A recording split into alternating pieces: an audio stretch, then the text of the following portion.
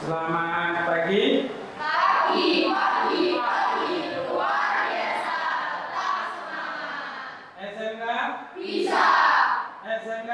pasti bisa. Terima kasih, selamat datang di sekolah.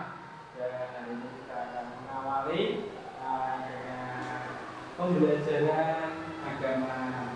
Dan mari kita bersama-sama kita buka dengan doa. Dalam Bapa dan Putra dan Roh Kudus. Amin.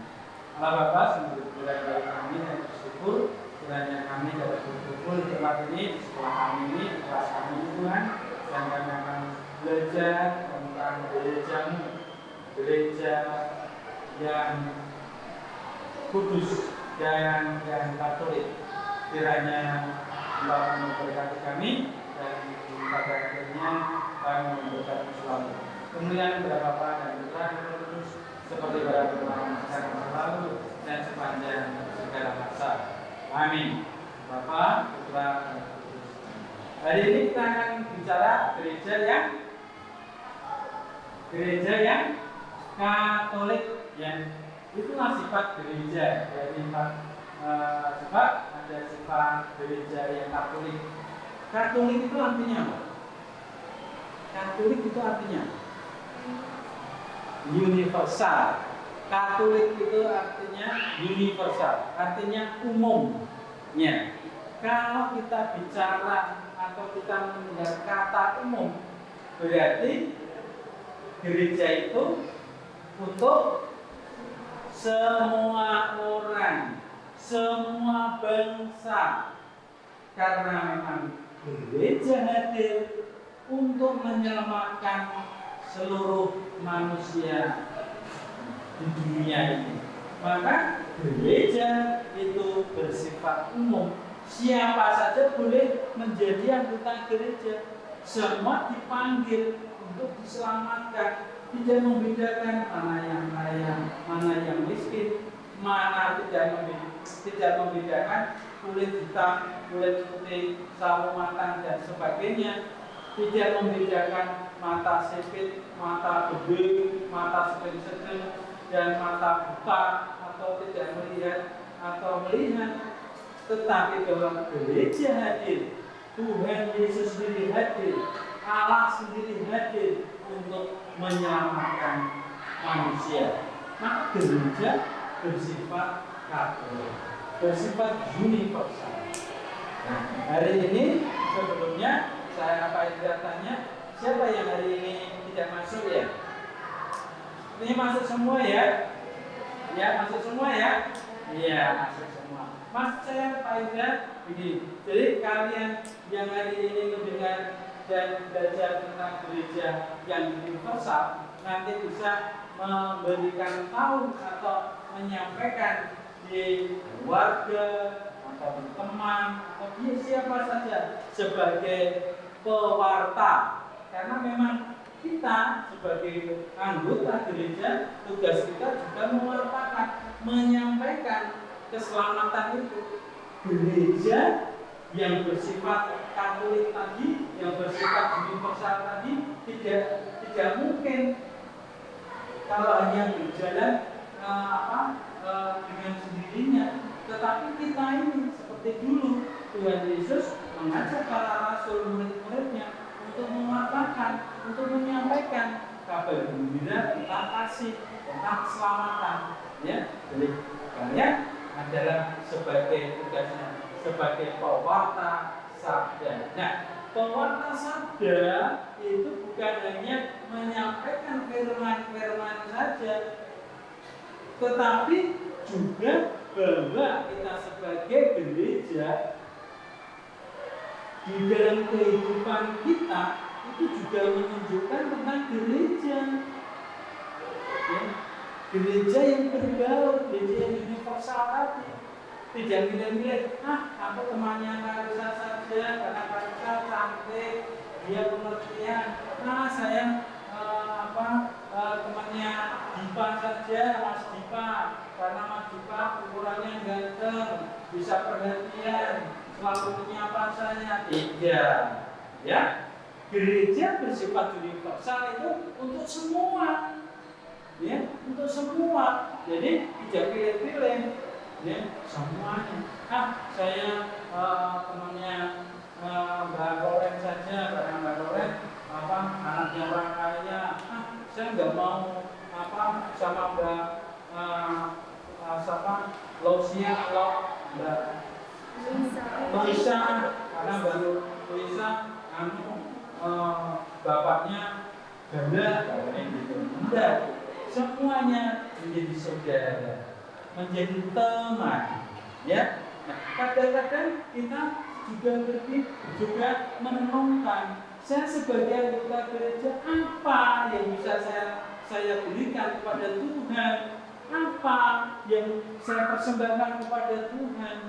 Harta saya nggak punya, ya. Tetapi kita sebagai orang anggota gereja itu diberi suatu bekal oleh Tuhan, talenta, kemampuan, kepandaian, iman, kedekatan dengan Tuhan. Maka ada satu pujian, ya, satu pujian bahwa kita diajak untuk mengakui bahwa Tuhan itu adalah Tuhan yang kekal. Artinya apa? Tuhan yang kekal itu Tuhan yang selalu hadir di dalam kehidupan kita, Tuhan yang selalu menyertai kita sekarang dan selamanya. Tuhan yang kekal. Maka ada pujian Tuhan yang kekal. Apa? Mari kita pujikan sedikit, ya.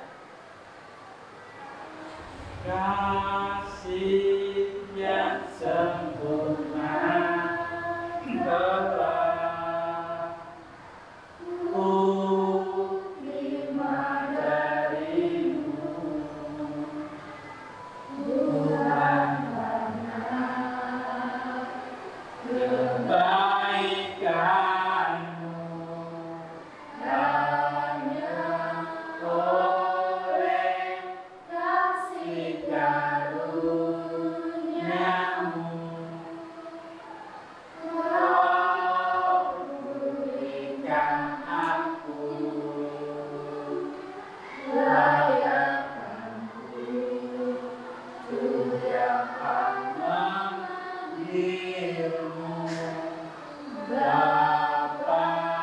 Kau beri yang ku minta saat ku mencarimu mendapatkan. Ku ketuk pintumu dan kau bukakan, sebab kau Bapa-Ku, Bapa yang kekal. Takkan kau biarkan aku menangkapnya sendirian. Kau selalu ada bagiku, sebab kau Bapa-Ku, Bapa yang kekal. Luar biasa. Jadi Bapa kita, Tuhan kita itu Tuhan yang luar biasa, akan selalu menyertai kita. Kadang kita merasa tidak layak. Tidak, Anda semua ini layak di hadapan Tuhan, layak menjadi anak-anak Tuhan, karena memang kalian adalah anak-anak Tuhan, dipilih Tuhan, dipanggil Tuhan untuk menyelamatkan manusia. Kita dididik sertakan. Maka kita sebagai anggota gereja itu tidak boleh diam, ya. Kita harus bergerak, mewartakan sabda Tuhan, Apalagi kalian sebagai anak muda, ya, anak muda harus semangat, ya, semangat. Ayo kita selamatkan anak Tuhan yang lain, selamatkan keluarga kita, ya. Nah, maka gereja tetap berkembang di bawah bimbingan Roh Kudus dan tetap berpegang pada gereja para rasul sebagai norma imannya. Jadi gereja itu, yang gereja yang kita punya itu bukan liar, bukan ya. Karena gereja yang ada, yang kita imani adalah gereja yang sudah dibentuk oleh Tuhan Yesus sendiri, oleh Allah sendiri. Maka dalam kita mengembangkan gereja, Roh Kudus selalu menyertai. Ya, seperti tadi, Allah yang dekat, Roh Kudus akan selalu memberikan perlindungan, pencerahan, terang. Ya. Kita tidak boleh lemah, tidak boleh putus asa, apalagi di zaman sekarang. Ya, di zaman sekarang yang terakhir. Kita harus tegar sebagai anak Tuhan dan kita adalah sebagai pelaku di dalam gereja. Gereja tanpa kalian akan mati, akan tidak berkembang. Tapi panjenengan semua ini yang menjadi anggota gereja, yang mengakui Tuhan yang kekal, akan selalu berkembang gereja itu. Mulai sekarang sampai selama-lamanya. Ya, ada yang mau menyampaikan sesuatu? Silakan. Oh ya, Mbak Tania. Ya, monggo. Saya mau menyampaikan sedikit mengenai kekatolikan gereja. Nah, kekatolikan gereja tidak berarti bahwa gereja merupakan diri di dalam dunia. Gereja akan terus berkembang mengikuti perubahan zaman. Namun, dalam kebukaan itu, gereja tetap mempertahankan identitas dirinya. Kekatolikan justru terbukti dengan kenyataan bahwa identitas gereja tidak bergantung pada bentuk lahiriah tertentu, melainkan merupakan suatu identitas yang dinamis. Nah, identitas yang dinamis itu berarti di mana-mana selalu dapat mempertahankan diri bagaimanapun bentuk pelaksanaannya. Kekatolikan gereja tersebut bersumber dari firman Tuhan sendiri. Sekian dari saya. Luar biasa. Ya, jadi kita sebagai orang Kristen, sebagai orang Katolik itu memang harus melabelkan diri. Saya ini loh sebagai orang Kristen. Saya ini loh sebagai orang Katolik. Saya ini loh anggota gereja. Artinya apa? Di dalam kehidupan kita harus mencerminkan, ya, harus mencerminkan Yesus sendiri. Ingat dalam firman Tuhan tentang Tuhan Yesus mengampuni wanita yang menjadi pelacur, ya, namanya Maria Magdalena. Ya, coba mau dilempari batu, tapi Tuhan Yesus tampil ke depan dan membela wanita itu. Barang siapa yang tidak berdosa, silakan lempar yang pertama kali. Apakah ada yang melempar? Tidak.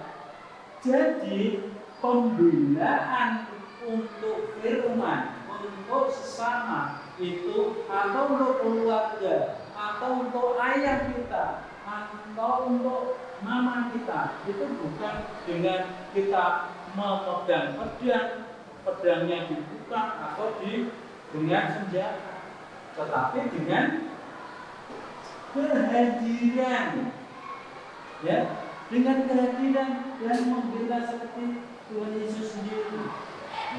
Maka di dalam keluarga, di dalam menghadapi satu masalah, di dalam menghadapi suatu kesulitan di dalam sekolah, ya, tidak perlu kita itu emosi. Ya, anak-anak Tuhan tidak dihadapkan tidak dengan emosi menghadapi, tapi dengan kasih. Ya, ada kan pujian kasih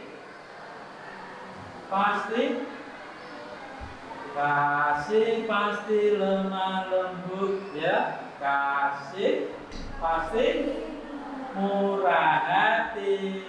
Kasih pasti memaafkan, ya. Kasihmu ya Tuhan, kasihmu untuk selamanya. Ya, luar biasa. Jadi dengan kasih kita harus semangat. Dengan kasih saya ini anak Tuhan. Dengan kasih saya ini anggota gereja. Dengan kasih saya itu yang dikatakan orang Kristen, ya, yang memaafkan, bergaul dan sebagainya.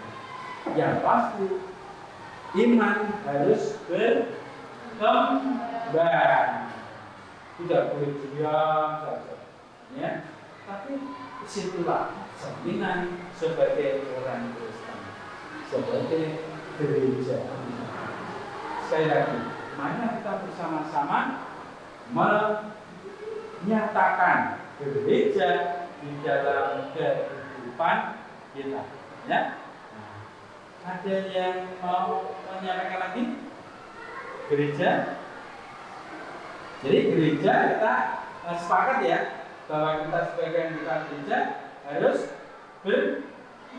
berkembang, harus bersemangat, ya.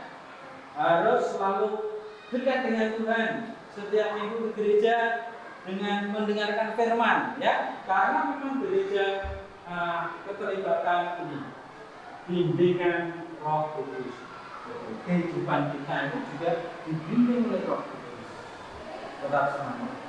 Maka dulu ada dalam gereja, tokoh gereja itu menyatakan seperti ini, bahwa karena ada suatu krisis iman, maka dengan disemangati. Kami anggota gereja 100%. Kami bangsa Indonesia, warga bangsa 100%, ya. Jadi mau mengatakan diri saya adalah bukan gereja 100%, tapi saya juga sebagai warga negara juga 100%. Jadi perjuangan untuk gereja juga total, untuk bangsa juga 100%. Nah, itu kalau dinyatakan dalam keluargamu, terus bunyinya gimana? Saya sebagai anggota keluarga 100%, ya. Nah, jadi total, ya. Tidak tidak lemah-lemah, tidak lemah. Kita harus semua, ya. Maka marilah kita pujikan satu persembahyan. Bukan dengan kegampanan. Wah, tahu ya? Ya. Batalnya coba. Bukan dengan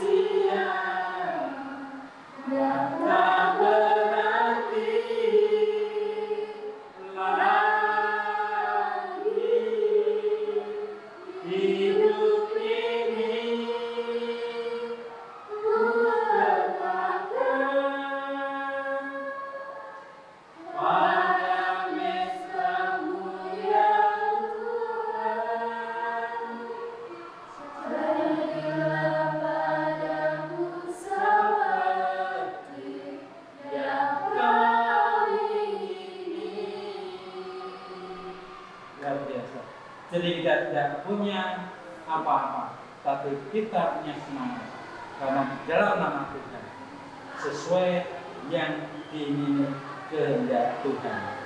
Amin.